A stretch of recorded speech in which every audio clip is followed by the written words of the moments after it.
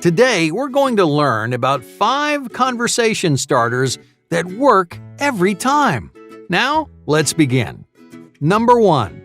What do you think? Sometimes the simplest questions make the best conversation starters, especially when you let someone else step into the spotlight. This trick is really simple. Just think of a question. Yeah, any question.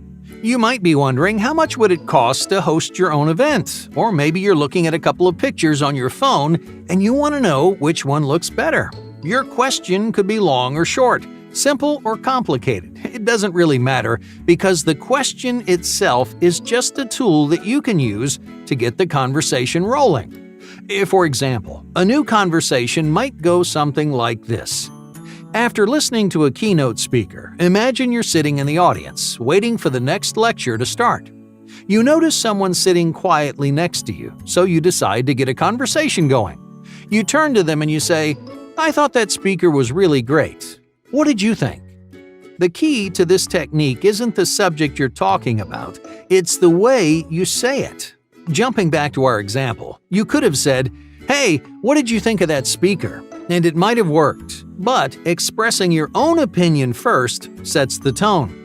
Imagine if you asked them for their opinion and it was completely different from yours. Maybe they hated the speaker and they thought the whole presentation was a mess. If your opinions directly oppose each other, things are going to get awkward really fast. So that's why you tell them your opinion first. In one sentence, you introduce something to talk about, and you set the tone for the entire conversation, which makes the next part even easier. Just follow up with, "What do you think?" With that question, the ball is in their court. You've given them a starting point, and you've told them that you want to hear their opinion. So no matter who you're talking to, they'll feel comfortable talking back. Number 2. Franklin's favors. In the 1700s, Ben Franklin discovered a foolproof way to start a conversation and immediately get on anyone's good side. All you have to do is lead with a simple favor. Let's say you're at a networking event. You spot a stranger across the room, and you want to start up a conversation. So, what should you do? You could shake their hand and introduce yourself, but that doesn't feel right. It feels like you're just popping up out of nowhere. What you need is an excuse, a reason to justify starting that conversation. And a small favor can be the perfect pretext. Just walk up and ask for something quick and easy. Ask them to take a picture of you, or if they know the time. These favors take only a few seconds, but they completely change the dynamic of your relationship. Because you're not just two strangers anymore. A small favor creates a sort of personal bond. Once you've gone out of your way to help someone, you've invested in them. They matter more to you, and you care about what they think. Now, all this sounds like a good idea in theory, but how do we know that asking for a small favor actually works? Well, a famous study from the 1960s put this technique to the test. In that study, college students participated in a competition where they could win money. But after being handed their winnings, one of 3 things happened. 1/3 of the students took their winnings home. Another third were asked to donate their winnings to the psychology department because their funds were running low. And the final third was approached by one of the researchers. The researcher asked the students to return their money to him because he'd been paying participants out of his own pocket. In other words, he asked them for a personal favor. So which group do you think liked that researcher the most? You would think group number 1 because they walked out with the most money, but the answer is actually group 3, the group that returned their winnings directly to the researcher. After doing him a small favor, their opinions of that researcher went way up. But why is that? Why do we like people more after doing something nice for them? The truth is, we like people more because we did something nice for them. Thanks to a psychological phenomenon called cognitive dissonance, we want our thoughts and actions to line up. For example, if you punch someone, your brain reasons that you're angry with them. You may not know why. They may have done nothing wrong, but your brain wants your mind to match your body. So when you do someone a favor, your brain makes another emotional leap. You tell yourself that you did that person a favor for a reason. You assume it's because you like that person, even if you only did something small, like tell them the time. Ben Franklin used the same technique to turn strangers and enemies into lifelong friends. So if you want to start up a conversation, don't be afraid to lead with a favor. Number 3. Lead with a compliment. Favors aren't the only way to get on someone's good side. If you want to start a conversation and make a new friend while you're at it, try leading with a compliment. Tell someone that you like their shirt or compliment their haircut. These genuine surface-level compliments will start any conversation on a high note because it instantly changes the mood. After receiving a compliment, people are subconsciously warmer, friendlier, and more receptive to new things.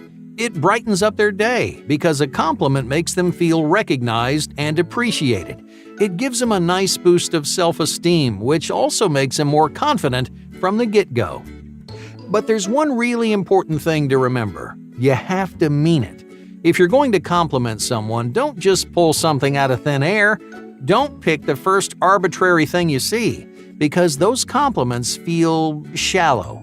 Even though you're saying something nice, it doesn't leave a lasting impact on anyone. Instead, a dishonest compliment will just make things awkward. They'll think you're trying to manipulate them, and that ruins any chance of building a relationship. So take a second to think. What do you really admire about this person? What makes them stand out from the crowd? And that way, when you do start up a conversation, they'll know that you aren't just faking it. You aren't trying to pull the wool over their eyes. They'll know that you really do appreciate something about them, so they'll feel a lot more comfortable opening up. Number 4. Blast from the past. Nostalgia is a powerful tool for any conversationalist. If you're looking to meet new people, asking about their hometown is a great place to start. It's a subject that almost everyone feels comfortable with because there's really no risk involved. And not to mention, it's just fun to reminisce about the good old days. When they think back on the place they grew up, it puts them in a great mood, and it opens all kinds of new opportunities for you. There are practically limitless questions that you can ask about someone's past. Ask them what it was like to grow up in their hometown. Ask them what the weather was like in their city. Did they have crazy snowstorms? Was it over 100 degrees every single day? Each of these questions keeps the conversation rolling without getting too personal. It forges a meaningful connection without crossing the line. Because that's the one thing you don't want to do. Don't interrogate someone about their parents. Don't ask them why they moved away. If you ask these personal questions right away, they'll make people really uncomfortable. So just keep it general and keep it fun. Any blast from the past should make you remember the good times, not the bad. Number 5. Explore your environment. Finding something in common is another great way to start a conversation. That commonality creates an instant bond between you. It ties you together. It creates a mutual feeling of sympathy because you're both having the same kind of experience. But finding something in common can be a little tricky. Obviously, you just can't walk up and take a shot in the dark. Say you like mountain biking, okay? You can't just randomly ask someone if they do too, because there's a good chance they don't. Luckily, interests and hobbies aren't the only things that you two might have in common. No matter where you are, at an event, at a party, or in the grocery store, there's always one thing you have in common: your environment. So use that commonality to your advantage. If you're at a house party, talk about the house or the crowd. If you're networking at a convention, talk about the booths, the panels, or even the parking. You can start a conversation with any of these topics because everyone in the room knows exactly what you're talking about. You'll never get a blank stare, you'll never get a nervous laugh, and you'll never risk killing the conversation before it even starts.